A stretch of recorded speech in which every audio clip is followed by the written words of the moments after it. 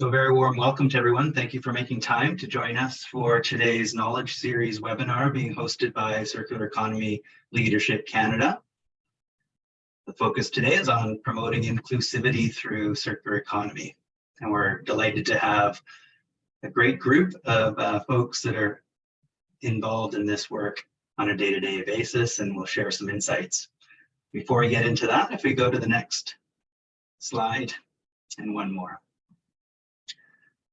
So I just want to kick things off by acknowledging that I'm joining today from the traditional, unceded and ancestral territories of the Coast Salish people, the Lekwungen-speaking peoples here out on the west coast of Canada and Victoria, British Columbia. I'm very fortunate to be able to call this area my home, that I get to live and play on these lands that are so rich in history and culture and to share in their stewardship. And just want to acknowledge that we have people joining today from Indigenous territories from right across Canada and a number of international participants that were interested in today's topic. So thank you for joining us. We do this to acknowledge the lands and just want to take a moment and invite you to warm up your fingers in the chat box if you'd like to introduce yourselves, your organization, and you can use that as an opportunity to connect with one another. Next slide. So just a little bit more on Circular Economy Leadership Canada, very briefly. We are an organization that are focused and dedicated to filling gaps in the Canadian marketplace and supporting efforts to accelerate the transition to a circular economy in Canada.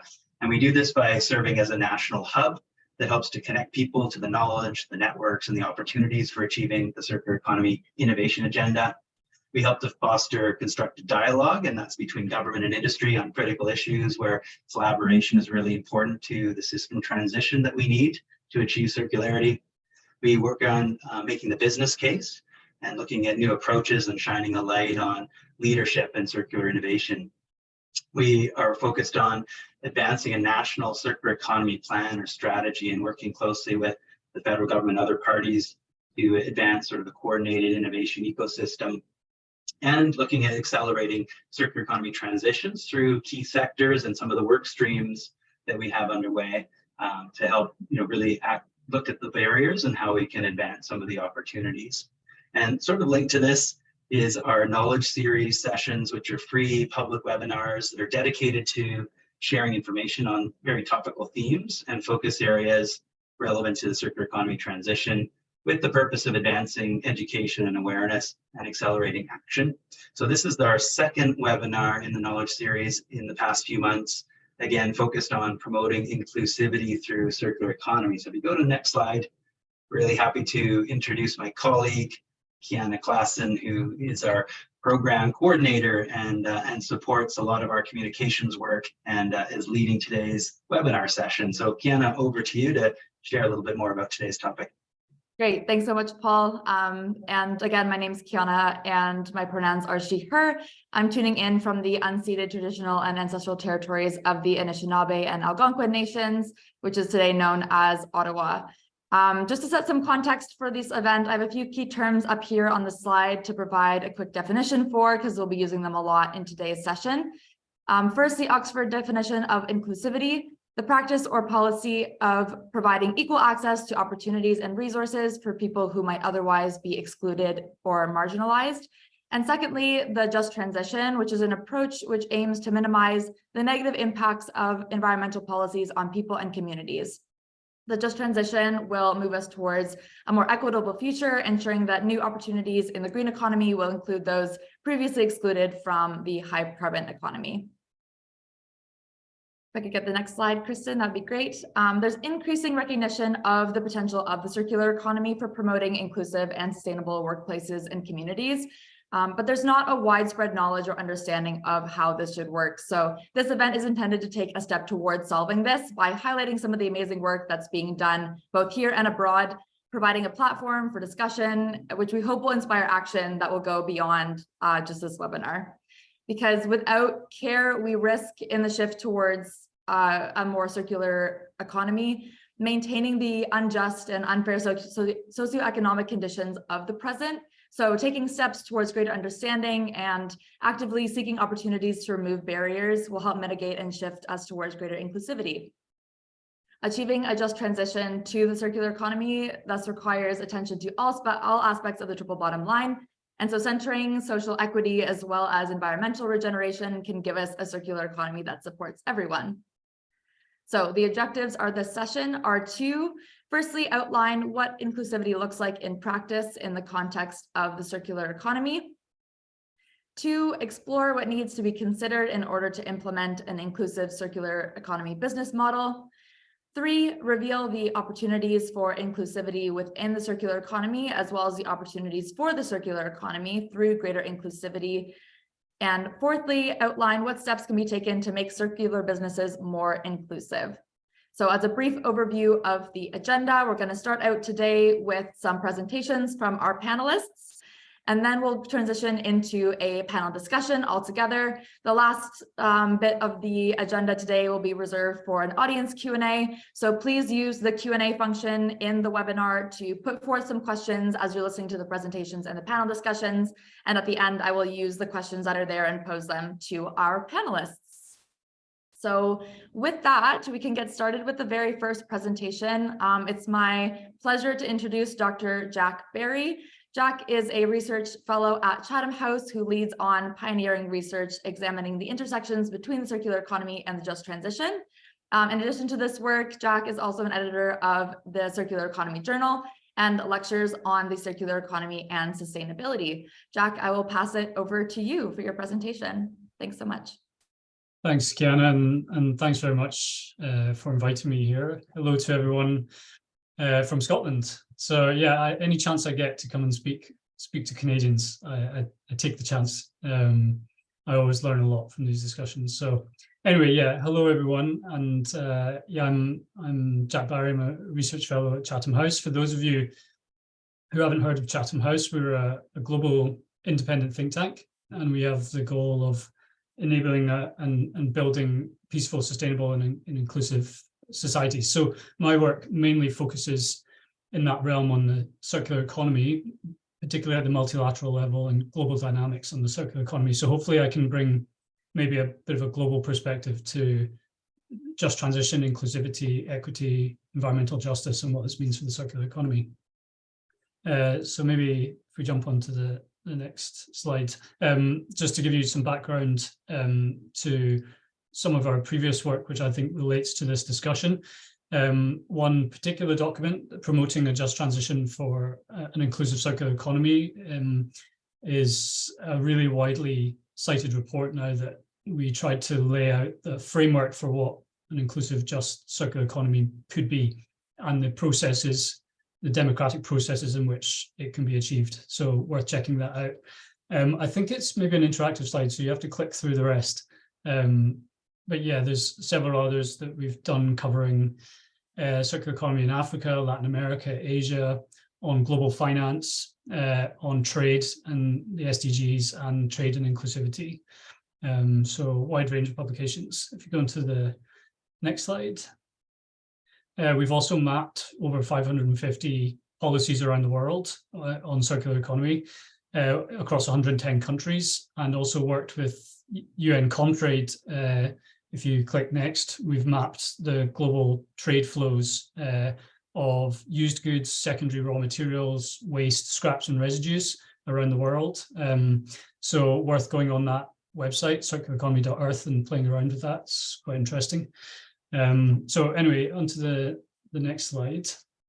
So yeah, so the topic of this discussion today, inclusivity in the just transition, is so critical to the success of the circular transition, but it's often overlooked, particularly in the policy making process. And considerations of justice and social equity are as important for the circular economy transition as they are in the context of low carbon transitions and the digitalization of the economy. And many social and political issues have to be considered in the planning of circular economy transition. The transition itself, for example, will create opportunity for new economic value creation, but will that value capture be fairly distributed, or will it be concentrated? With every job created in the circular economy, other jobs will be altered or eradicated. Inherently linear industries will need to restructure, resulting in what Joseph Schumpeter, the economist, coined creative destruction. So how do we deal with this creative destruction through the transition?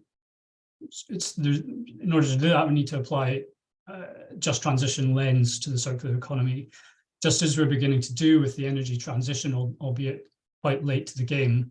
But a just transition framework for the circular economy can identify opportunities that reduce waste and stimulate product innovation, whilst at the same time contributing positively to sustainable human development. And I've listed 5 elements of the framework here that we published in our paper. The first is obviously anticipating and understanding the unintended consequences on communities, individuals, industries of the transition.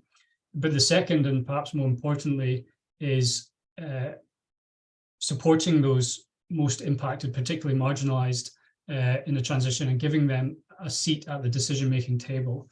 And that's really asking the question, who has influence? Who decides on these policies? Who's involved?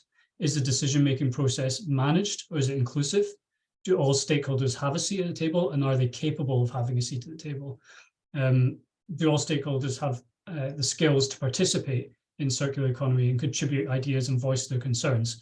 So really, it's a procedural justice issue. The next is recognizing rights, so rights justices.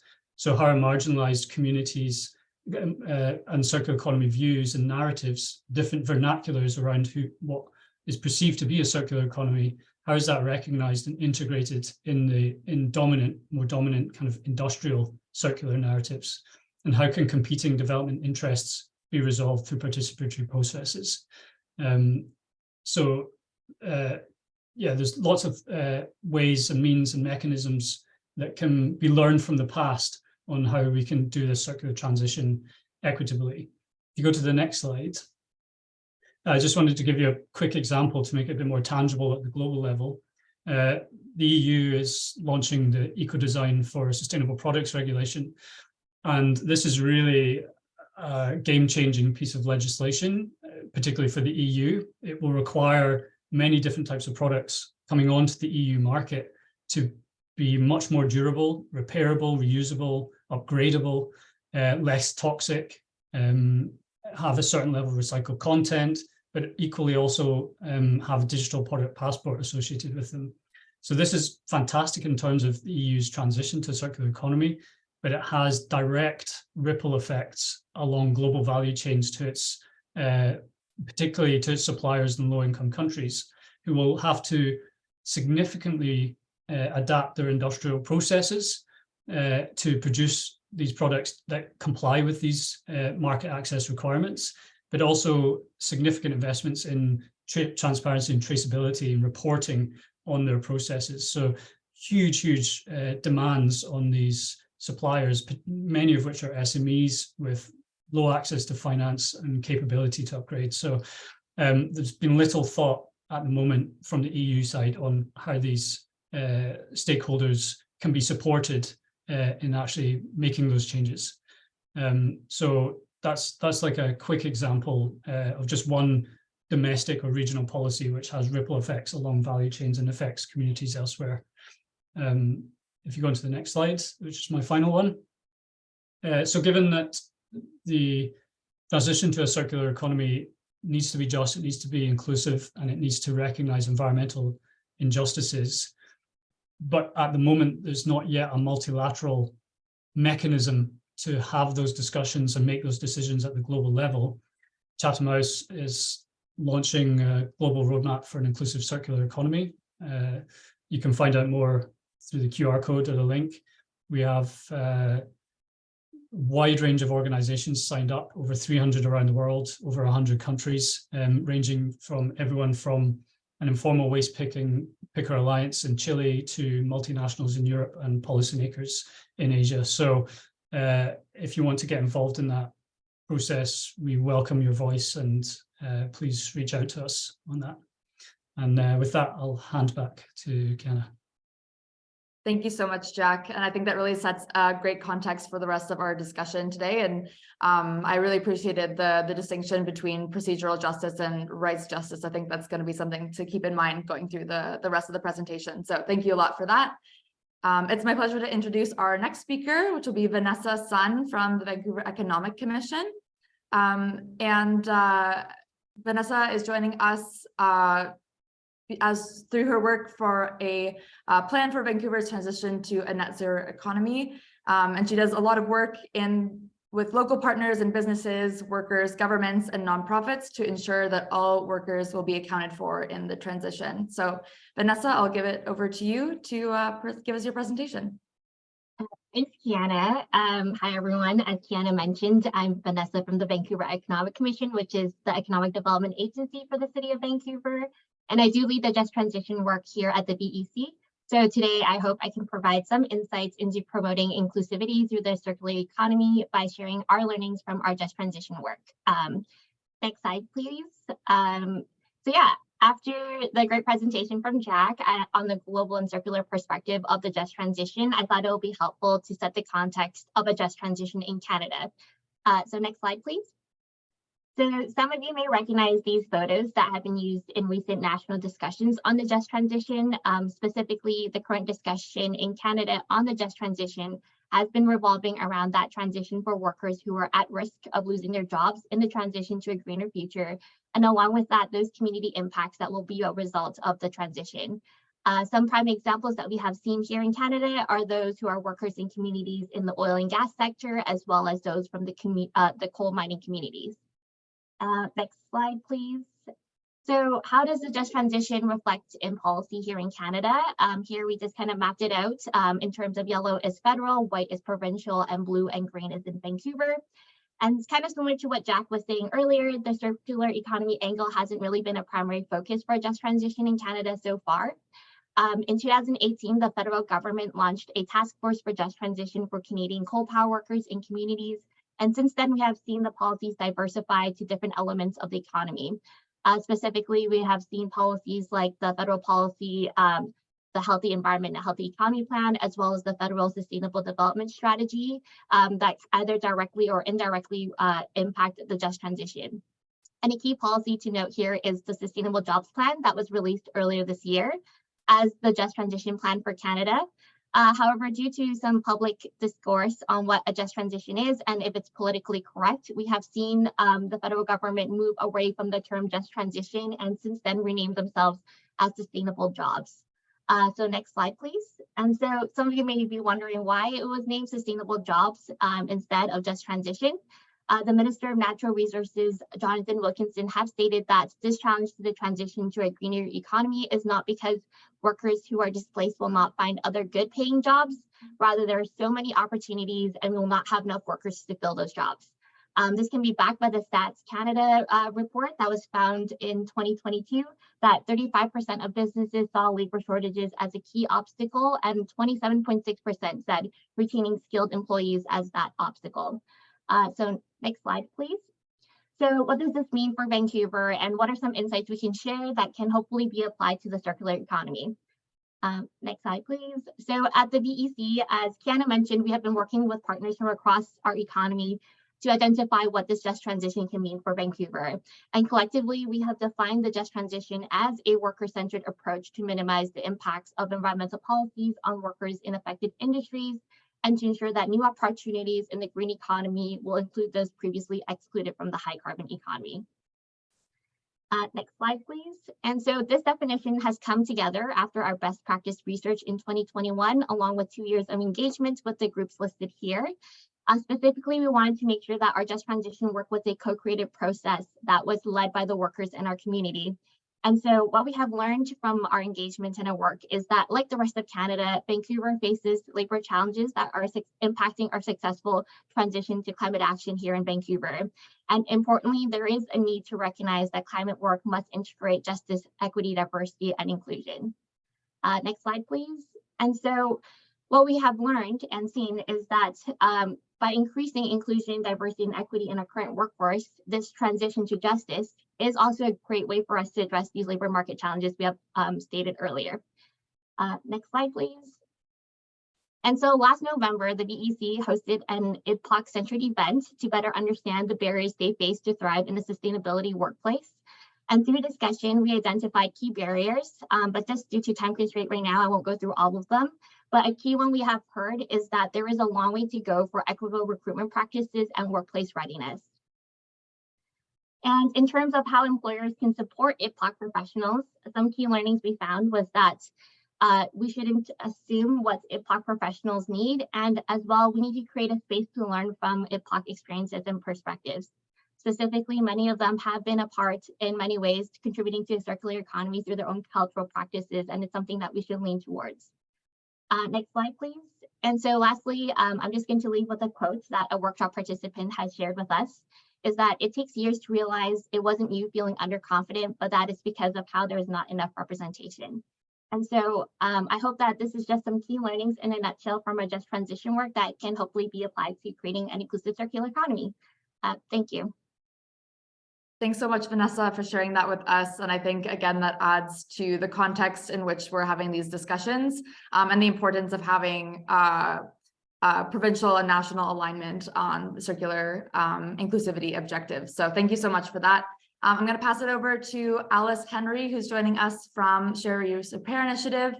Alice is a program manager at Share Reuse Repair Initiative and has developed and delivered cross-sectoral engagement processes through work like the Just Circular Recovery Transition Program. And we're really looking forward to hearing more about your work, Alice. I'll pass it over to you. Thanks, Kiana. So excited to be here today, joining from the traditional unceded and ancestral lands of the Musqueam, Squamish, and Tsleil-Waututh peoples. Next slide.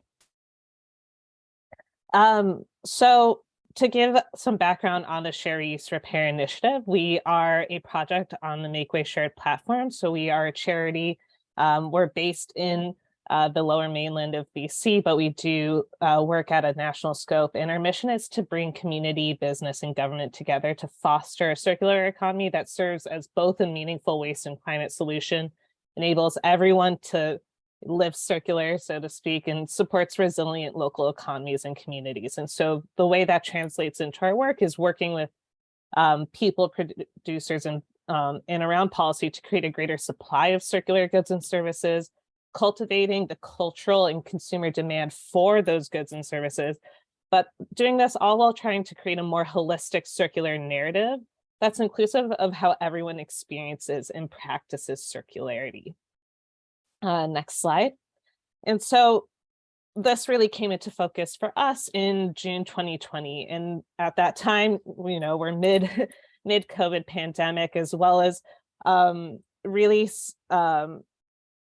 a lot of the different systemic inequities were coming into clear focus more in a national dialogue more than we'd seen in many years before that. And so among calls for, some of those calls were for a clean reset or to build back better from the economic side. And we felt that the potential of the circular economy was really being overlooked in that conversation. It was being often focused around the energy sector. And so we started our Just Circular Recovery and Transition program because we know that sharing, reuse, and repair has a lot of potential to create inclusive jobs for people with a variety of different skill sets looking to work at different income levels. And it can also support more affordable daily living. And so, but we also recognize that a lot of these opportunities were not well understood or effectively communicated at that time. And also we needed to acknowledge that the circular economy, like other aspects of the environmental movement that had sort of predated the term circular economy, I guess, hasn't really meaningfully engaged marginalized communities. Oftentimes, you know, circular economy, we were using terms like zero waste, and it was being sort of framed as this premium opportunity, when in reality, many cultures and traditions have been practicing circularity for millennia, and we needed to also integrate those voices into how we're envisioning the circular economy that we're creating. And so under this program, we've been doing a variety of things, but we've Our first priority was looking at creating inclusive circular job, the opportunity to create inclusive circular jobs.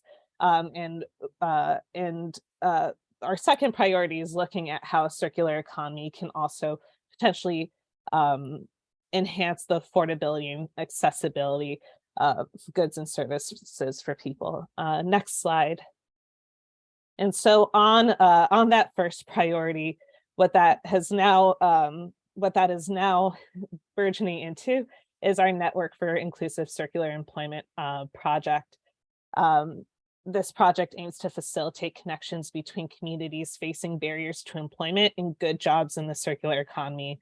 The NICE project convenes circular businesses and employment service providers in order to cultivate intentional connections that result in increased inclusive employment in the circular economy. So really seeking out what are the types of jobs, what are the tasks within circular businesses, and how does that match with the needs and priorities of communities that often face barriers to employment.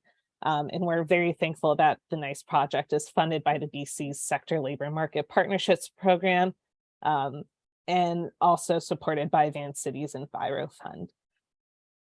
Next slide.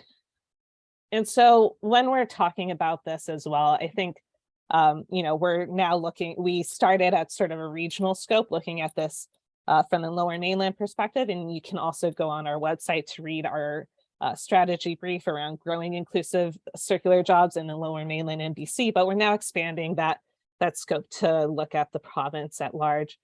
And it's important to, as I've said before, incorporating how circularity is practiced regionally across cultures and lived experiences. What we're doing here, I'm currently in Vancouver. The different businesses, the different communities that are represented here are not going to be the same as those in the Okanagan. They're not going to be the same as those in the Kootenays. There are different economic sectors. There are different communities present. And if we don't acknowledge that, we're not meeting people where they are. And we're speaking at a level that they can't relate to, and they can't find an entry point into that conversation. And so the first step in making this inclusive is creating entry points for folks. And I think it's also really important, oftentimes with the economy part, so emphasized in circular economy, I think oftentimes the conversation is focused on innovation in business, but we also need to recognize how circularity has been very community oriented, that there are lots of nonprofits and informal networks of circularity that support people being able to repair and reuse things, share things with their neighbors. And so it's really important to, when we're looking at inclusivity, of not just looking at it from an innovation perspective, but looking at how can we continue to support all these different pillars of circularity that continue to exist through our communities. The importance of language is huge. I sort of joke, I can't use the term circular economy when I describe what I do to my even to my family, to those closest to me, because it's not a term that people it's jargony. It's not a term that people connect to right off the bat. And so it's really important what language we're using when we're trying to create inclusive conversations, because we don't want people to feel like they can't participate because they like even the terms at the outset aren't ones that they relate to or feel that they have experience with. And so we need to seek to sort of make space for these conversations, make space for those people to participate using language that they're comfortable with. And then really emphasizing what is most important and relevant to people on the ground. And so one of the ways that we've been trying to do that is, for instance, we had a public dialogue at the beginning of March, looking at how you can fight inflation through sharing, reuse, and repair, because of course inflation is a challenge that is on a lot of people's minds, and connecting that to the circular economy, that's one of the ways we try to create one of those entry points. And so there's a whole lot of ways we can promote inclusivity through the circular economy, and excited to be part of this panel and dig into some discussion later. That's great. Thank you so much, Alice, for sharing that. And I really appreciate the emphasis on tying back to community and more place-based practices when going about implementing circular strategies. So thank you so much for that. Our last panelist is Dr. Lavese Chile from Regenerative Waste Labs. As somebody who is, walking the walk as a circular bioeconomy researcher and consulting firm. With her scientific background, Lavese has taken her expertise into the industry and is passionate about sharing her knowledge and empowering others. As someone from diverse backgrounds, personally and professionally, Lavese is driven to connect individuals who may not typically work together and create innovative products and services that can lead our communities into a greener and more equitable future. Really looking forward to hearing more about the work that you do. Lavese, over to you. Thank you, Kiana. Thanks for the invitation. I'm really looking forward to sharing with you a little bit about how we've been incorporating inclusivity into the work that we do at the Waste Labs. Next slide, please. So just a bit about Regenerative Waste Labs. We're a circular bioeconomy research and consulting firm. So we really aim to deliver innovation as a service and support businesses and organizations as they transition into the circular bioeconomy. We also really aim to facilitate the sharing of information and resources within stakeholders within the circular bioeconomy value chain. Next slide. So when we think about regeneration, regeneration is really the process of connecting the beginning with the end. And so within the circular economy, that really means how can we take things like organic waste and make products out of those. And so when we approach our different projects with our various clients, we really think about how we can incorporate circular design to make products that fit into organic recovery systems, but also how can we support waste generators to find opportunities to use that waste and make different types of products. And so we're really committed to supporting all the stakeholders in the value chain by making sure these products are both safe and healthy for people on the planet, as well as supporting businesses in de-risking their go-to-market strategies by providing information about the regulatory landscape, certifications, and also how to market and communicate the products appropriately. Next slide. So for me, it feels somewhat unconscious when I'm thinking about inclusivity in my business. But I took it to our team and we really sat down and wanted to think about how do we incorporate inclusivity. And two main themes kind of arose when we talked about this. We talked about conscious hiring and also incorporating opportunities for self-reflection. So to start off with conscious hiring, it sounds relatively simple. For us, we really look at our team and we try to carefully understand who's not in the room and how can we make space for them. And so this can be as simple as looking at our gender and cultural balances and making sure that when one person leaves that we're able to kind of bring in that role and bring back that balance into our team. For me personally, I have a personal commitment to provide opportunities to young women and Black women especially who want to step into sustainable science careers. So we really try to seek out funding opportunities to bring in some our inclusivity hires. And I am very proud to say that every year we have been able to provide at least one internship or entry-level position to young Black women every year that our company has been around. So that's been a passion point for me personally. And so the other side of inclusivity, I think, is, as been mentioned, this constant process of doing the work. And it's a process of both learning and unlearning. And so we want to step into that as a team to recognize that we need to find ways, which may be in our collective blind spots, to bring that into the light and find ways to fix it. So we have annual shared vision workshops where everyone on the team, including interns at that time, we come together. We look at the values that we have as a business and the values that we each have as individuals, and we try to align those. And really it's about, we think about the work that we do and how we engage with our clients and customers, but also how we engage with each other and how we support each other as a team. And what values should we all be exemplifying to ensure that we're able to ensure that all of us kind of see ourselves reflected in the work that we do. And that allows for greater buy-in as well. And the team really feels ownership of the work that we do. We were really thankful for the formalization of Truth and Reconciliation Day because it gave us an opportunity to really come together to talk about some of these challenges. So each year, my manager or myself, we organize a team workshop where we reflect on colonialism from our different perspectives. For me, my family's from Nigeria. I was born and raised in New Zealand, and now I'm in Canada. So each of those different countries has a different relationship with colonialism. And so for each of our different team members, we just wanted to share, if people obviously feel comfortable, what does colonialism feel for them? And it was really interesting when we first had that conversation, because we had people from Southeast Asia talking about what colonialism meant to them, which is a completely different perspective to people who may have grown up in North America. And so we also talk a lot about the 94 calls to action and how we as individuals and also as we as a company can work to support this action. Obviously, there's 94 different calls and there's things which may not be pertaining to us, but we really believe it's important to at least acknowledge these different steps and try to find opportunities of where we can align. And so as a final example of how we incorporate this self-reflection is we do have monthly circular bioeconomy discussions. So our analyst team is tasked with going out and finding information. And so every month they go out and they bring back a few different articles or reports that they've been reading that they found interesting. So our team sits down and we go through that, go through all those different articles. And we really just sit down and we think about, okay, based on our own understanding and values with sustainability and circular economy, where could some of these initiatives gone further to do more, to include more people, to achieve kind of a greater sustainability, but also celebrating when we see initiatives that we think are really moving the dial and moving us in the right direction.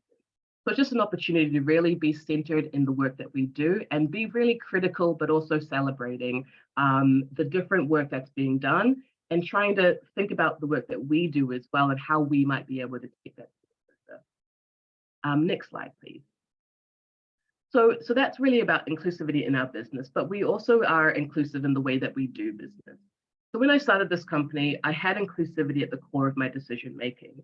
And so when we were deciding on a business model, it was very important to me that I was able to find an avenue to connect people and bring more stakeholders to the table, so that we can figure out how we can take a whole systems approach to achieving our different circular economy and sustainability goals. So for us, a core part of circular economy is cooperation and collaboration. And so stepping into a consulting role allows us to really facilitate conversations and convene multiple stakeholders to have different types of conversations. And when we do our projects, we are able to then bring that whole systems perspective to every project that we do. So our team, well, for me, since I am the owner of the company, I'm very passionate about sharing knowledge and connecting people. So because of my passion for community engagement, I always try to facilitate different opportunities for our team. So we have some of our research spaces are in publicly accessible urban farms around Vancouver. So that really allows us to talk to people about the research that we do, answer their questions, and allow them to access this new type of bio-based material and green materials that businesses are developing. And people have so many questions, it's really quite exciting. And the other opportunities that we have is trying to connect with youth groups and organizations. We've done a few summer camps for Black and equity-seeking youth. In my graduate student days, I was also working with community elders so I could benefit from their experience, especially those in the sustainability space. They've been working for a long time on these different issues. So next slide, please. So just to wrap up, and I'm happy to answer more questions about some of these specific aspects, but those are just some of our high-level strategies that we incorporate into the work that we do at the Waste Labs. But as I mentioned, we're just really passionate about bringing in different perspectives and really aligning a whole systems approach when we are approaching the work we do with our customers and clients. So thank you. And please feel free to reach out if you'd like any more information about the Waste Lab. That's super. Thank you so much. Really, really interesting project and is accomplishing so much in this space. And yeah, really hope that more folks in this from this call will catch on and follow in your footsteps. Thank you so much for sharing. I might ask Kristen to bring down the slides because we're going to transition into our panel discussion for the next piece here. But just as a reminder to all of our viewers, if you have any questions for the panelists, please pop them in the Q&A box. We'll have an audience Q&A as the next portion of our session. So feel free to throw your questions in there and I will pose them during the next session if any inspire you. But we'll kick things off with the panel discussion. And my first question, I think I'd like to speak to Alice, if you don't mind jumping back on. I think a lot of the conversations we've been having in the presentations have been drawing a really strong connection between inclusivity and circular economy, especially in the ways that inclusivity is really integral for the circular economy. Is there some way that you could speak to almost the opposite side? What makes a circular economy a unique and valuable channel through which to promote inclusivity? And could you speak to some of the synergies that drive the connection in this other way? Mm-hmm. Yeah, absolutely. I think the biggest reason why the circular economy is such a unique and valuable channel to sort of begin tackling how we can create an economy that is more inclusive is because circularity has been practiced across so many cultures and across such a long period of time. And so when you acknowledge that, you acknowledge all the different skills that a lot of people have that they don't necessarily even recognize as particular skills that can be in the ways that they contribute to their community, that can be brought in and can be recognized in a different way as we begin to redefine how the economy serves people and the planet. I think that the circular economy is also really unique in that you really can take meaningful action at so many scales and levels. I think oftentimes when people are faced with, the huge problem of the climate crisis and what they can do, they often feel paralyzed by being able to take individual action. Whereas when you look at the opportunity of the circular economy, there are so many opportunities to actually take individual action to reduce your waste. And not saying that doesn't mean we shouldn't focus on a lot of the systemic aspects, of course, but it gives people a place where they can actually feel like they're contributing to the future that they want to see, contributing to creating an economy that services them, that works for them, that works for the people that they love. And then, in talking more purely economic aspects, there is just a lot of opportunity that jobs are growing in this space. We've seen, of course, due to things like the COVID pandemic, the climate, different ways that the climate crisis is manifesting across the world, this real importance to begin localizing our value chains and economies, which is a huge opportunity when you're looking particularly at circularity. And especially within the Canadian context, historically, so much of Canada's economy has been focused as an export economy. And when you begin looking instead at localizing those value chains, you also are looking at opportunities to loop materials back again, and how that includes people in ways that they haven't been included before in the economy. It begins to look at not just how do we extract resources, but the different skills to use them and to use those resources time and time again. And lastly, I think it's just a unique and valuable channel because of how valuable the circular economy is in creating resilient communities as well. And this came up for us a lot when we previously convened a repair working group in the Lower Mainland. And of course, being able to run repair cafes, it's a great service in terms of waste diversion. It's great in terms of, being able to offer repair services at an affordable rate, usually free, in ways that it's not often offered. But a lot of the value that communities find in those repair cafes is intergenerational learning, skills sharing, not just skills sharing, but actually being able to continue to preserve those skills, because oftentimes those skills are being lost in more service-oriented economies. So yeah, there's just so many reasons that the circular economy is unique in this particular aspect, but it's all really exciting, I think. Yeah, absolutely. And thank you for making that that connection even more stark for everyone here. And maybe to continue sort of with this same theme, Vanessa, I'm wondering if you can speak to something that was brought up in your best practices for a just transition report. You talk about a transition to justice in labor market planning. So sort of taking another angle to the same issue, which would serve to better serve communities that have and continue to face various forms of marginalization. Could you just unpack for us a little bit what is needed for this process and who is to be involved? Yeah, thanks, Kiana. I mean, to answer your latter question of who is to be involved, I think that answers everyone, whether you're an employer, a colleague, government, or anyone else who is interested to help make a safe space for those who are of the marginalized community. I think everyone has a responsibility to do so, especially since I think when we were listening to our community event, a lot of the times people felt having that safe space is not often there for them, and that makes it really hard for people to actually enter the space.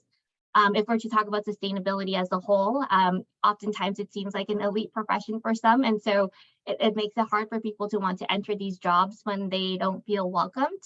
And I think in terms of the processes of what steps we can take is currently just auditing our current recruitment practices and how we bring people into the labor market workforce.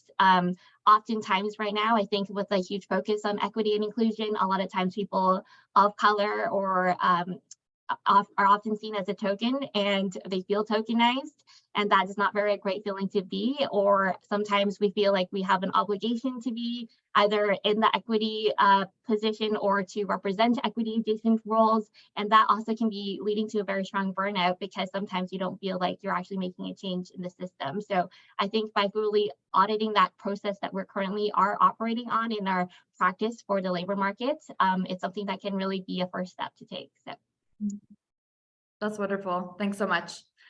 Jack, I'm gonna throw the next question at you. It was really interesting to hear your reflections on or your presentation on, you know, the EU circular economy work that's being done, but this sort of lack of consideration of the social impacts and impacts on others and specifically labor market shifts that might happen. So I'm wondering if you can just provide some reflections on, you know, why we're seeing this lack of attention and sort of what are the key barriers that stand in the way of creating a more inclusive circular economy on that level? Yeah, it's a big question to answer, but I think the recent kind of conceptualization, I stress the term recent, of the circular economy is kind of becoming a dominant narrative. It evolved from an eco kind of industrial lens, and so it's historically failed to consider the social element of the transition. And this is a barrier in itself, as the momentum and the funding and support structures are all oriented towards industrial transition rather than societal transition.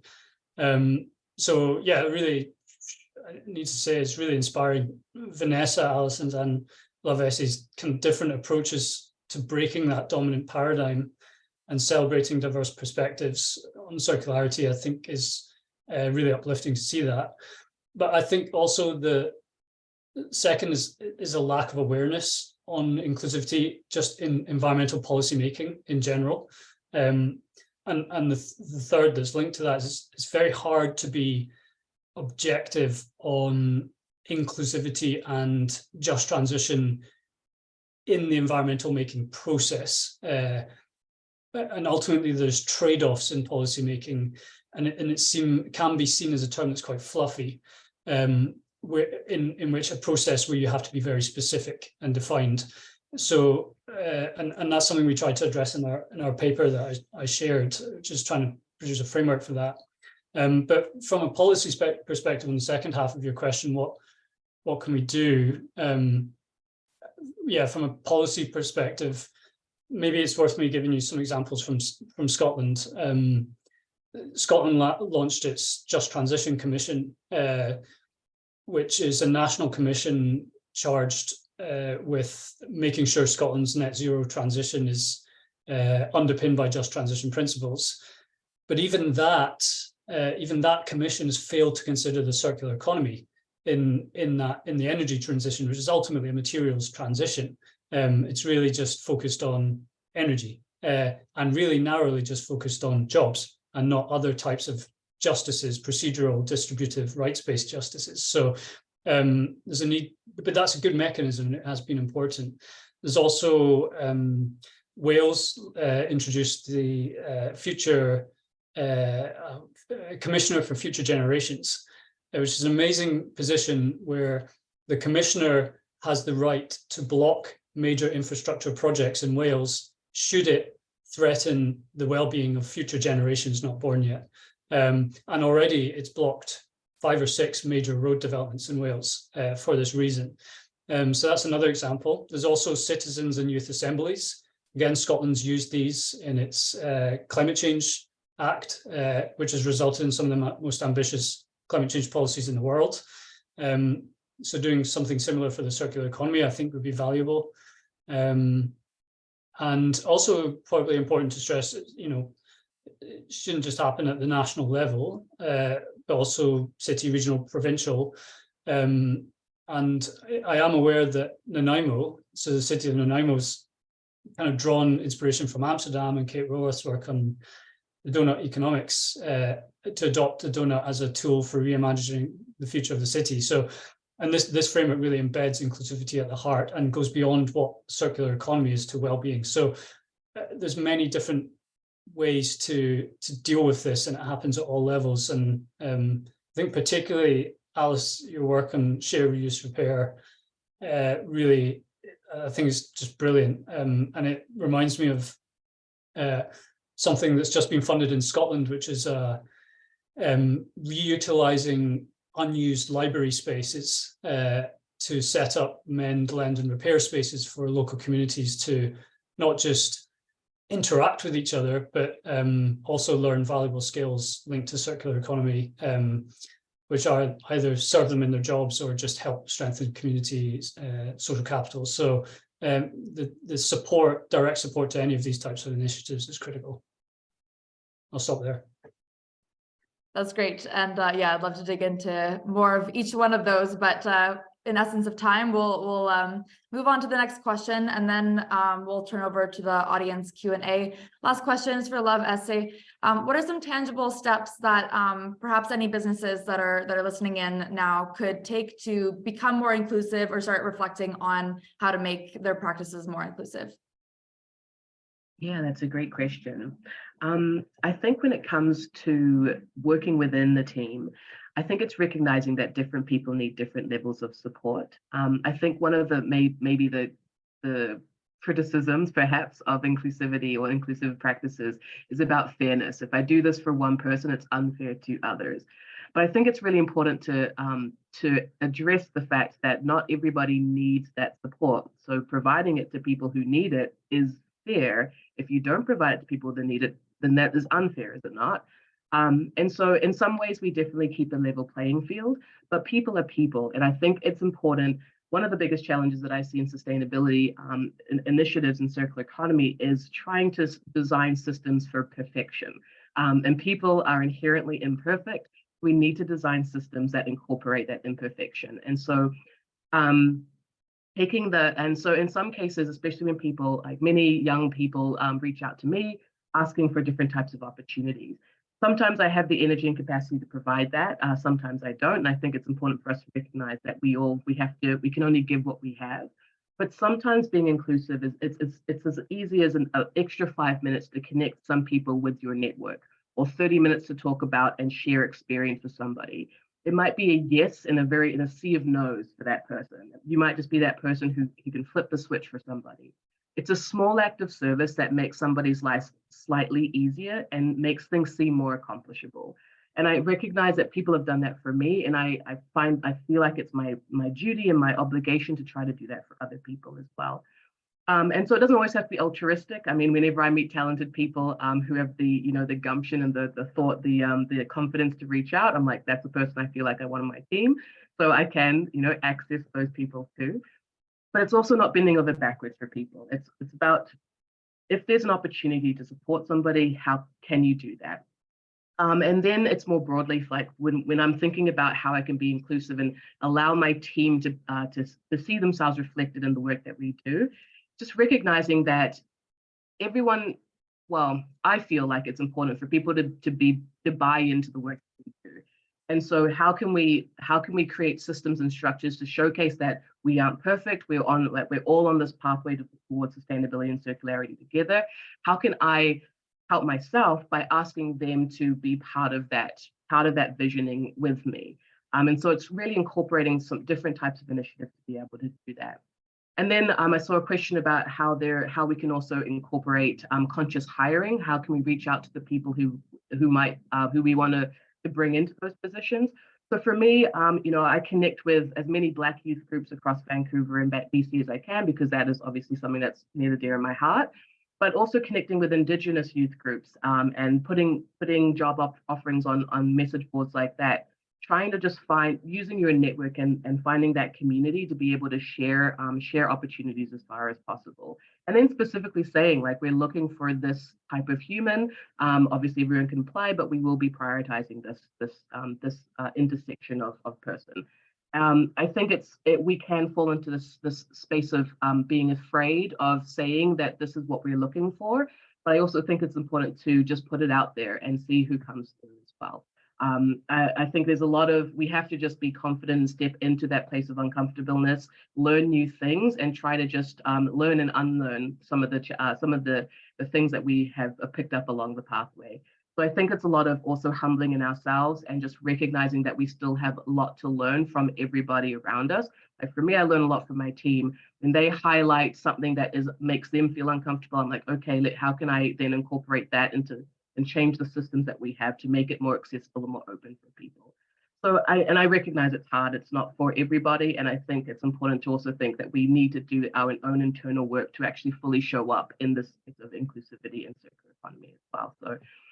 So that's just a few kind of tidbits. A lot of it's very kind of esoteric and perhaps intangible, but I think you can bring it back down to systems and processes as well. Yeah, absolutely. And, taking a human approach, like you said, we're all people, and trying to do our best and making those connections can sometimes be really impactful in ways that we wouldn't anticipate. So thank you so much. There's quite a few questions in the Q&A box right here. We will do our best as a panel to get through as many of them as possible in the next 15 minutes. But again, I'm sure most folks on the panel here would be happy to continue these conversations, or if you have more questions or want to connect, then if we don't get to your question, we can make sure to follow up at a later time. The very first question is posed for Jack. The question, I'll read it from Jen Hastings. It goes, I don't see that the current past or linear economy is at all just, therefore I can't imagine it's much of a template to be applied to a global circular economy. I hope the transition to some just new economy will not simply be a circular version of the linear economy that has been based on overproduction and greed. Would you wish to comment on the general way forward to sustainability, circular or not? That's a big question. Thanks, Jen. A very, very good question. It's something, yeah, we need a new approach to our economic model. The circular economy will not deliver any gains if it's embedded within a continuous growth-based economic model. Just purely compound growth of consumption will outstrip the efficiency gains promised by the circular economy. So we really need to have a rethink about what the circular economy is. Is it an end, or is it a means to an end? I would definitely argue it's a means to an end, but what is that end? And that's a question for society. It's a question and a debate that we do not have yet in our political systems. And it's one of the reasons why the citizens and youth assemblies were created in Scotland, to try and open up that debate. So it goes back to the point that we maybe need to explore new types of democratic decision-making approaches to open up that discussion space. But I completely agree, if it follows the standard fallacies and faults that the linear economy has been built on, then it's not worth pursuing. It needs to be embedded within a broader goal for environmental, remaining with planetary boundaries, but also ensuring sustainable and social prosperity. I mentioned the donut model. I think it's a really good one to start with, but ultimately, yeah, this debate needs to be had, and I don't really have an answer for how it is had. I'm sure the others probably could address that better than I can. That's great. Thanks so much, Jack. And I hope, Jan, that provided some insights to your question and got to the root. Again, it's a big one and much to be explored. Just to keep things rolling, I will pose the next question. We can follow up on that one more too later if anybody wants to speak to it. The next question is, it would be interesting to hear the speaker's thoughts on how the circular economy can be used to advance community wealth building, which is rooted in the idea of bringing back wealth, jobs, and assets back to the community, a key component of a circular just transition. I'm thinking maybe Alice, you might want to speak to this given your experience in community building. Yeah, absolutely. I think that this is a really interesting conversation. For instance, in BC, I think I mentioned that, when you're looking at different regions, you have different economic sectors, and how are you accommodating for the transition to a circular economy within those different sectors, and how does that look different than across the province? And so, for instance, there's an organization out in the Kootenays region, which is sort of the right on the border with Alberta. It's where industrial metal fabrication processes are sort of a core component of the economy in that region. And there's an organization called Metal Tech Alley there that is focused on an industrial circular economy.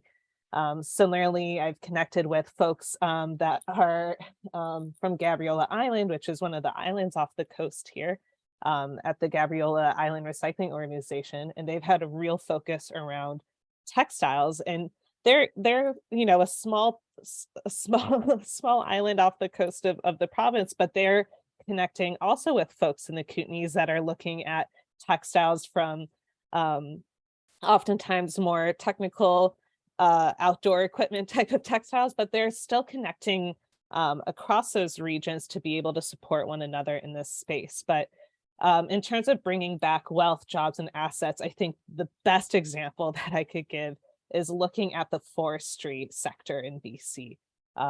Like I said, Canada, and especially the forestry sector, has been an export-focused economy, and that means in the forestry sector of exporting raw logs to other countries to then be processed, and then we import it back as the finished product.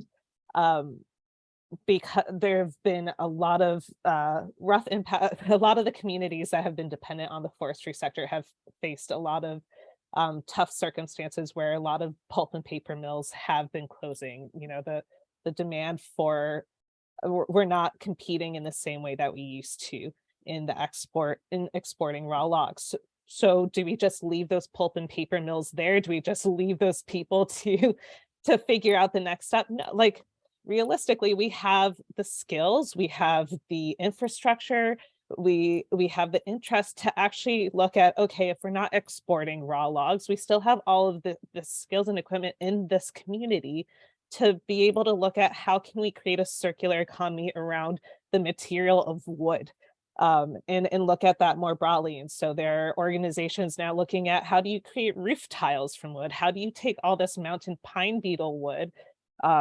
And so that's bringing in a whole climate change aspect. How do you process that into products we can sell to the Canadian market? And so just there's a whole, I could go into this probably sector by sector. It's a super interesting question, but I think ultimately what it is looking at how can you create an economy that's really vibrant with what you have in the community. And that's not just the physical capital, it's not just the labor capital, it's the sort of ecosystem, the skills, all of it. There's a lot that goes into it, but it's just sort of beautiful in all the different ways that it can end up manifesting.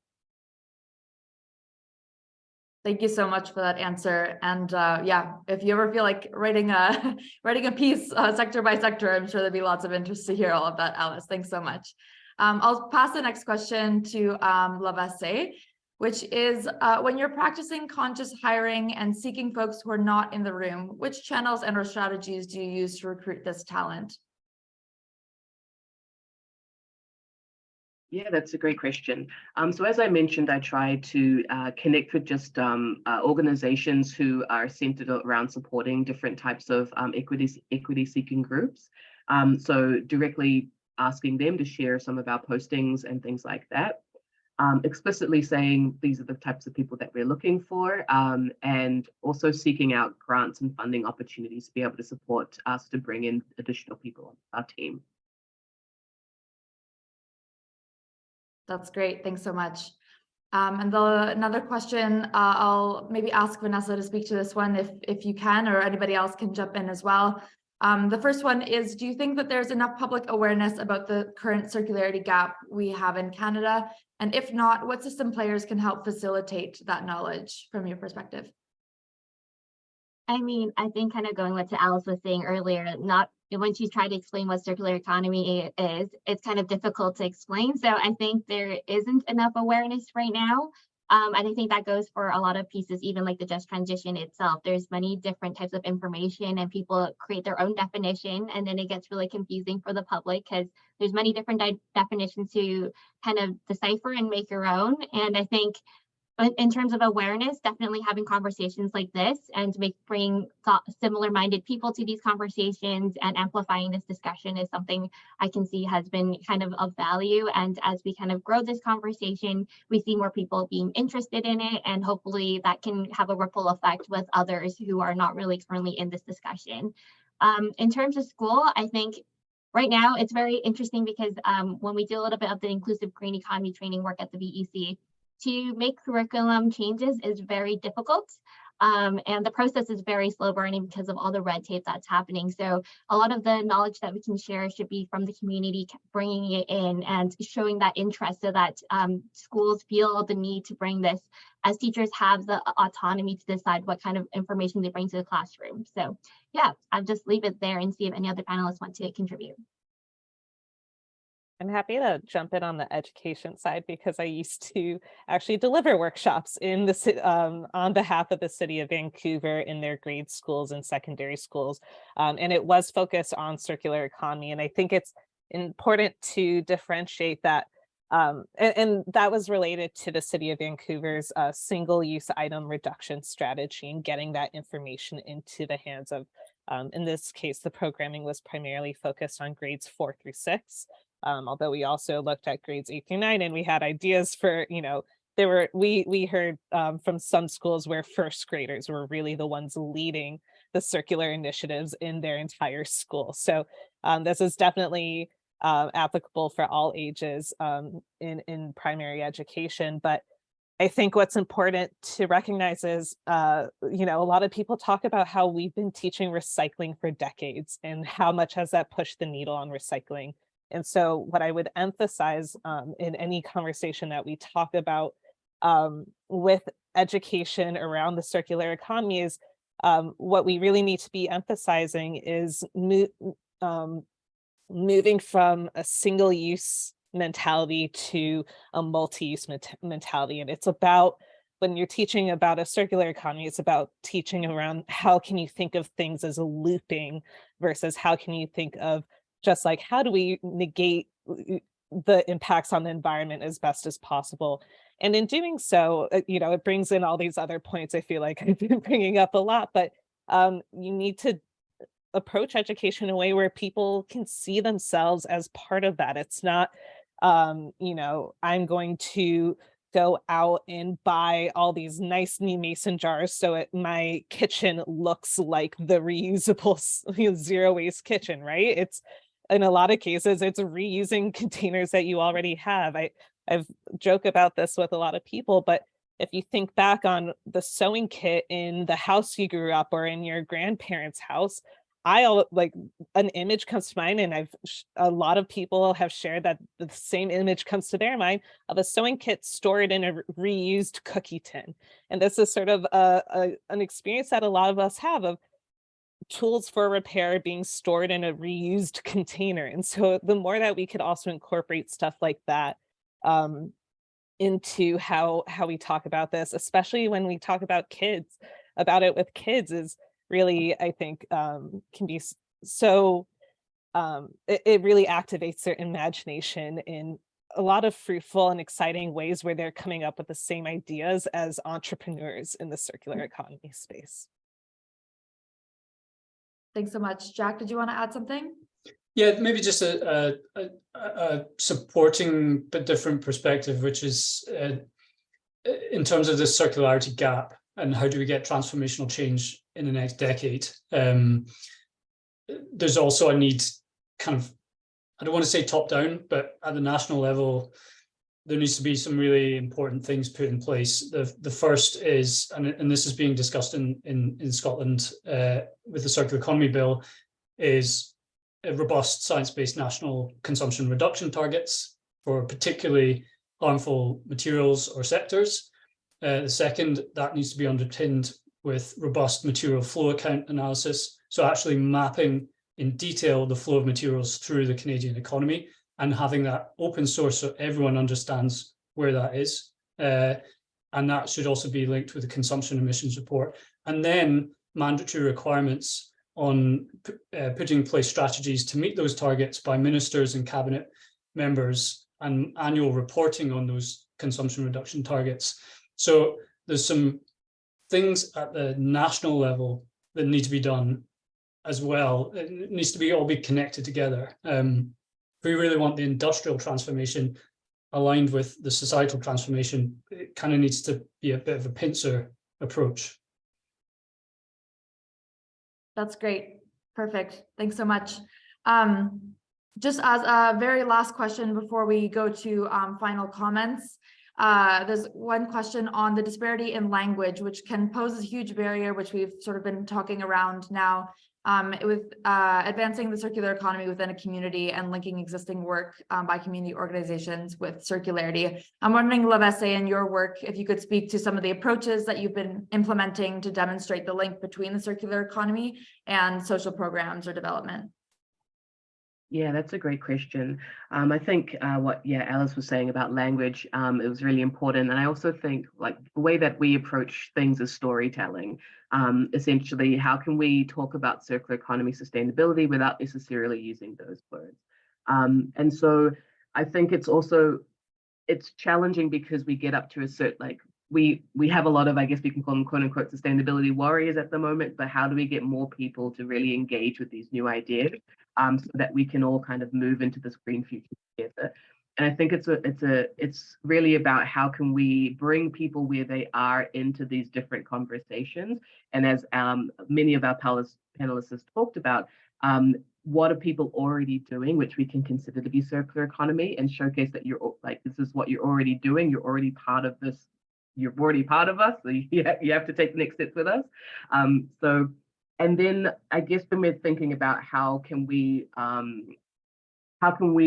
like communicate more broadly, like for example, over a region is doing all of this action, this work towards circular economy, really looking at those different businesses and those different organizations who are already currently doing things, and then bringing them into the conversation, letting them know that, hey, you are a circular economy business. Did you realize you could access all of these funds, for example, or these grants? And so that now they can say, oh, like maybe I should turn what we were just kind of doing into a strength, and then, you know, use that as our front foot forward to keep moving things.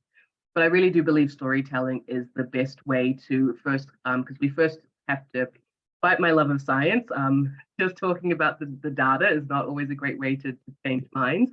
So it's really important to first bring people's hearts and minds into it, and then start to talk about the data-based, evidence-based benefits of these different systems as we transition. So for me, like the story that I really like, I think it's a real challenge. We'll be moving from our current kind of destructive way of looking at the world, even talking about sustainability it's a challenge because we're putting the earth before our own needs. But when we start to then think about regeneration, we see ourselves within an active system. So we are part of that system, and now we can both influence it and we can benefit from it as well. So that's where I see the opportunity of circular economy, and as just a different way of kind of framing that story for ourselves. Incredible. Thank you. Well, we are at time now. I'd love to give a huge thank you to all of our panelists for joining us today. This was a really fruitful discussion. I learned a lot, and I hope all of our viewers did as well. If you'd like to connect with any of these folks, I'm sure they'd be happy to carry on these conversations. Paul, if you have any last words to wrap up. Yeah, and great session. Thank you so much. We had a question whether the recording and slides would be shared. We will share those out with all those who signed up here. We invite you to stay in the loop with our monthly newsletter too. I just dropped a link in the chat box for that. And get connected in with our partner network here. Lots going on. Lastly, just wanted to flag, we're also hosting a summit that will have a circular and just transition lens applied. So really invite you to check out the link and sign up. We'll be launching the website in more detail very shortly. Thanks, everyone. Great session.